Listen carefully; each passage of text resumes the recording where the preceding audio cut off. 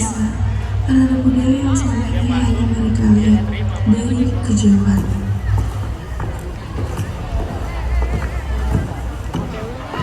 Wah, ini tempat benar-benar very peaceful ya. Aku jarang lihat tempat seperti ini. Tidak ramai, tidak banyak suara, tapi rasanya hidup. Iya, aku juga merasa begitu. Di sini seperti lebih dekat dengan nature, tidak seperti di kota yang selalu busy dan penuh suara. Aku suka suasana ini, tapi jujur, aku juga merasa sedikit bingung. Kita ada di tempat yang penuh budaya, tapi kita tidak benar-benar mengerti apa yang kita lihat. Yes, kita hanya lihat luarnya saja. Kita tidak tahu arti sebenarnya. Selamat datang di desa kami. Saya melihat kalian cukup lama memperhatikan sekitar. Sepertinya kalian memahami sebagai wisatawan biasa. Kami memang ingin belajar, tapi bahasa kami tidak terlalu bagus. Tidak apa-apa, belajar tidak harus langsung sempurna. Yang penting, kalian mau mencoba memahami. Kami sangat ingin tahu tentang budaya sini, tapi kami tidak tahu harus mulai dari mana. Kalau gitu, mari coba bersama. Saya dan teman-teman akan membawakan budaya kepada kalian. Sedikit demi sedikit, kalian boleh bertanya dan tidak perlu takut salah.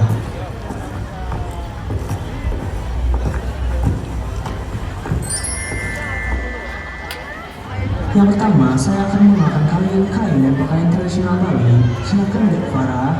Matur suwun Nabi, saya akan mulai dengan menjelaskan pakaian tradisional Bali.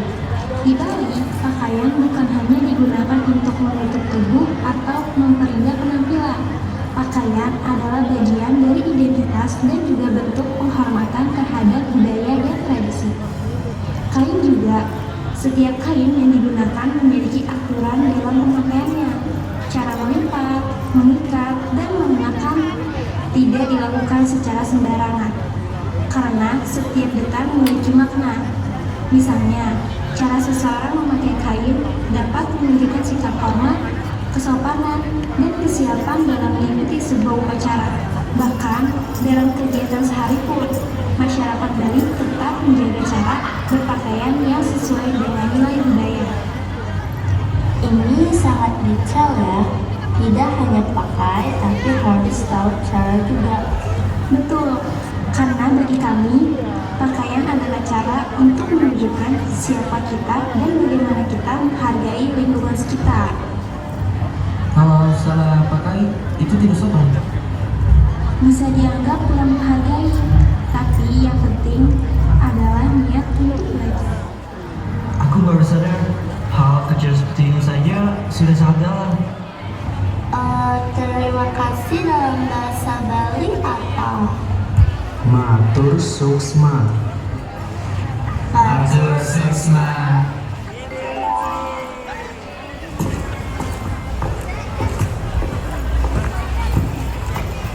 Baik, sudah cukup. Selanjutnya saya akan mengenalkan salah satu makanan khas dari Bali. Silakan Dek Syasha. Sekarang kita masuk ke bagian yang biasanya disukai banyak orang, yaitu makanan khas Bali. Salah satu makanan yang cukup terkenal adalah sate lilit. Sate lilit berbeda dengan sate pada umumnya. Jika biasanya daging ditusuk dalam bentuk potongan, sate lilit justru dibuat dengan cara menghitung adonan daging pada batang. Biasanya menggunakan batang serai atau tusuk bambu. Nah, daging yang digunakan biasanya bermacam-macam, seperti ayam, ikan, atau daging lainnya. Yang membuatnya khas adalah bumbu yang digunakan. Sate lilit ini menggunakan campuran rempah-rempah seperti bawang, kunyit, jahe, dan santan, sehingga rasanya sangat kaya dan kuat. Proses pembuatannya juga cukup unik. Daging dikuncang halus, kemudian dicampur dengan bumbu, lalu dililitkan secara manual. Setelah itu baru dipanggang hingga matang. Selain rasanya yang enak, sate lilit juga sering disajikan dalam acara adat atau kegiatan penting. Jadi, makanan ini bukan hanya sekedar untuk makan, tapi juga menjadi bagian dari tradisi kebersamaan masyarakat Bali.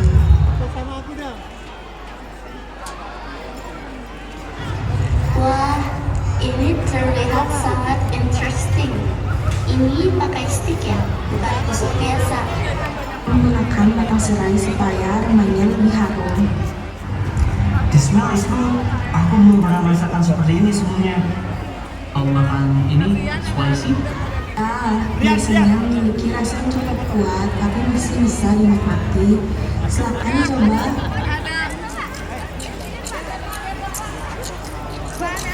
Ini hubungannya food ya. Ini seperti culture juga. Betul, stok makanan di Bali selalu punya cerita dan makna di baliknya. Ini smell sangat kuat ya, tapi enak. Itu karena rempahnya alami. jadi makan di sini juga belajar budaya. Karena makanan di sini bukan hanya dibuat untuk dimakan, tapi juga untuk dirasakan maknanya. Terima kasih, Guys Asia. Selanjutnya, saya akan membawa kalian ke rumah adat Bali.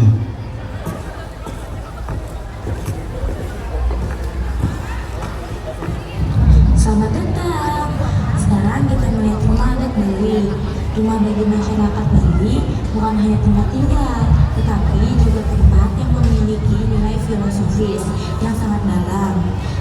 Setiap bagian rumah memiliki rumah tertentu. Penatannya diatur berdasarkan konsep keseimbangan hidup, yaitu hubungan antara manusia, alam, dan Tuhan. Arah bangunan, posisi ruangan, hingga pembagian area dalam ruangan semuanya memiliki aturan. Hal ini bertujuan untuk menciptakan keharmonisan dalam kehidupan sehari-hari. Jadi semua sudah diatur, tidak bebas. Betul, karena kebebasan tanpa aturan bisa menghilangkan keseimbangan. Dari rumah inilah banyak tradisi dilakukan. Salah satu yang paling penting adalah hari Nyepi. Biasanya pada hari Nyepi seluruh aktivitas dihentikan. Tidak ada suara, tidak ada cahaya, dan semua orang tetap berada di rumah masing-masing.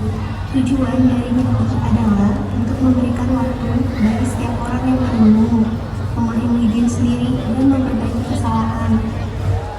Ini sangat berbeda dengan kehidupan kami. Di tempat kami selalu ramai. Itulah pentingnya keheningan. Dalam diam, kita bisa lebih jujur terhadap diri sendiri. Jadi rumah ini bukan hanya tempat tinggal, tapi tempat untuk refleksi. Betul sekali, rumah adalah pusat kehidupan baik secara fisik maupun batin.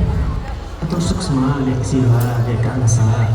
Terakhir yang paling saya tunggu-tunggu, ingin mengenalkan kalian salah satu hal yang cukup menarik. Yuk ikut saya.